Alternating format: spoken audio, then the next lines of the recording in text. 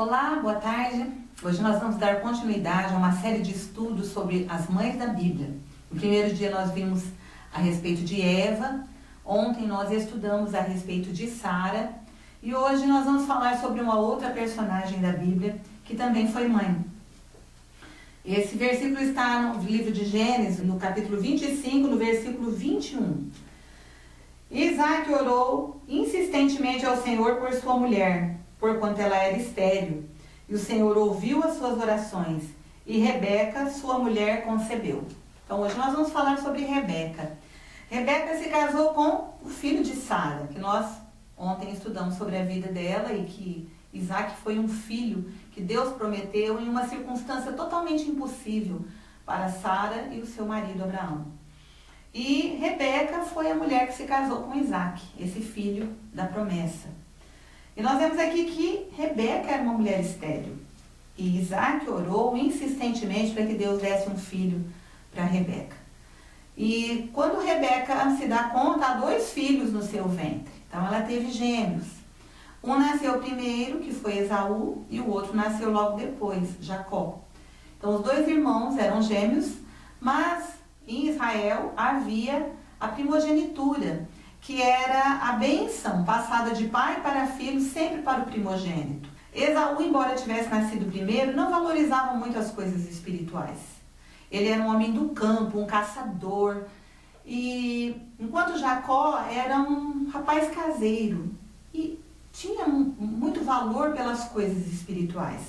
Então Jacó, embora tivesse nascido em segundo lugar, queria muito a primogenitura. E Esaú não dava valor nenhum para ela.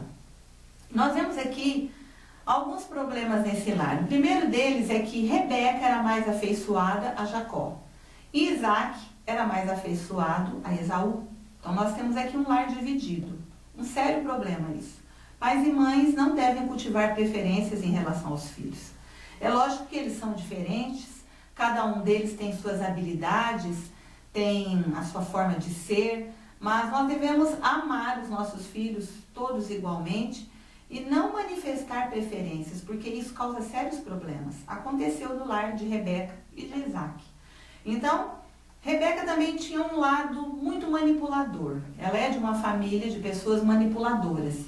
E como ela percebe que Jacó queria primogenitura, ela começa a trabalhar a favor de Jacó, embora quando os filhos ainda estavam no seu ventre, Deus já tinha lhe dito que o maior serviria ao menor. Então Deus já conhecia o coração daquelas 2 crianças que nasceriam e já tinha dito que Jacó seria maior do que Esaú, embora tivesse nascido depois.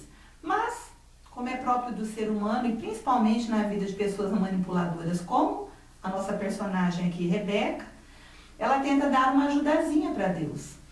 Então um dia Jacó leva o seu irmão ali vender o direito de primogenitura e Esaú não fazia muita questão, trocou com ele por um prato de lentilhas. Isso desagradou a Deus. E depois Jacó também precisava da bênção do pai antes que ele morresse. Então, aqui não dá tempo da gente explicar, se vocês quiserem ler esses capítulos de Gênesis, né, esse que eu li, o 25 e logo em seguida, vocês vão ver que através de uma coisa muito bem tramada, Jacó consegue a bênção do seu pai. E por causa disso, seu irmão fica muito furioso com ele. E Jacó foge, vai viver com seu tio, que era irmão da sua mãe, muito parecido com ela, que também era manipulador e que também expolia ao máximo que pode a vida de Jacó, para que ele fosse tratado por Deus e para que ele perdesse esse lado, esse traço de caráter que não era bom para os planos que Deus tinha para a vida dele. Infelizmente, por causa disso, ele fica muito tempo longe, fica 20 anos longe de casa, e ele volta, tem uma experiência muito grande com Deus, se reconcilia com seu irmão, mas nunca mais ele viu sua mãe e seu pai, né? Nesse período que ele estava fora, eles morreram. Então nós vemos aqui, infelizmente, que por causa da atitude de Rebeca, por causa dessa diferença, dessa escolha, dessa preferência que o pai e a mãe tinham por filhos diferentes aqui, nós percebemos que houve uma divisão nesse lar. E nós, como mulheres, precisamos tomar muito cuidado com isso. Não não tenha os seus queridinhos, não tenha os seus preferidos. Filho é filho e nós amamos todos eles igualmente. Amamos os filhos complexos, complicados, difíceis, como amamos os filhos que são gentis, carinhosos, que são obedientes e que alegram o nosso coração. O nosso amor de mãe não deve fazer diferença, não deve ter preferências. O nosso amor de mãe deve ser igual e deve cobrir a todos. Nós vemos aqui que Rebeca, infelizmente, não foi sábia o suficiente. Ela quis ajudar a Deus, como eu disse, e acabou ficando longe desse filho e nunca mais o viu, morreu antes que ele voltasse, antes que ele retornasse. E ele também, infelizmente, não viu mais seu pai e sua mãe. E teve que se reconciliar com seu irmão para apagar aquela marca que ficou no relacionamento deles, que ele deixou para trás um irmão irado, zangado, um irmão ferido. E, infelizmente, muitas mães são culpadas disso.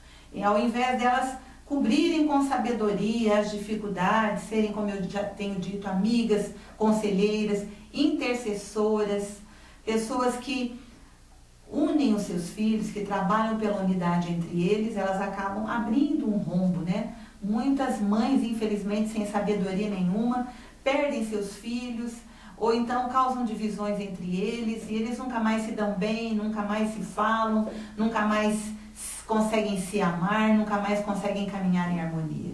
Então tome muito cuidado.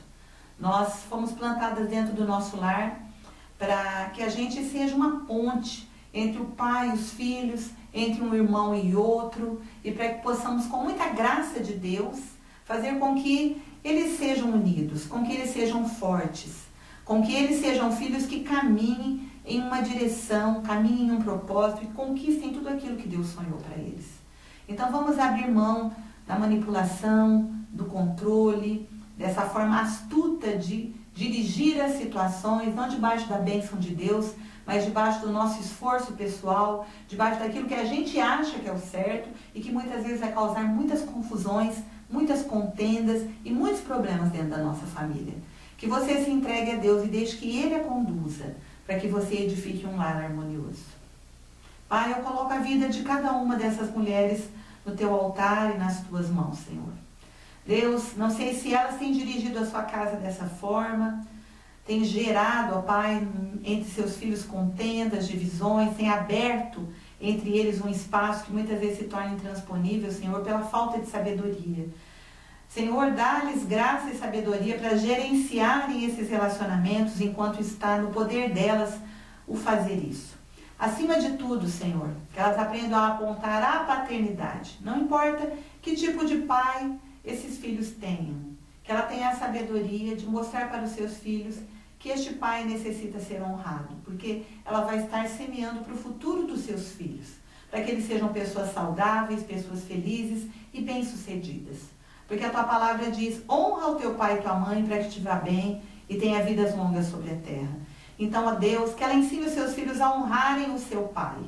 Mesmo quando não é um pai honrável, Senhor. Mas que elas tenham essa sabedoria. Pensando no futuro dos seus filhos, Senhor. Para que eles cresçam, como a tua palavra diz, bem-sucedidos e tenham vida longa sobre a terra. Dá-lhes essa sabedoria, Pai. Eu oro em nome de Jesus. Que você seja abençoada, minha querida, para edificar a sua casa, edificar um lar onde os seus filhos habitem de forma segura e onde eles aprendam princípios que eles vão levar por toda a vida, sendo pessoas que façam diferença nesse mundo. Que Deus te abençoe em nome de Jesus.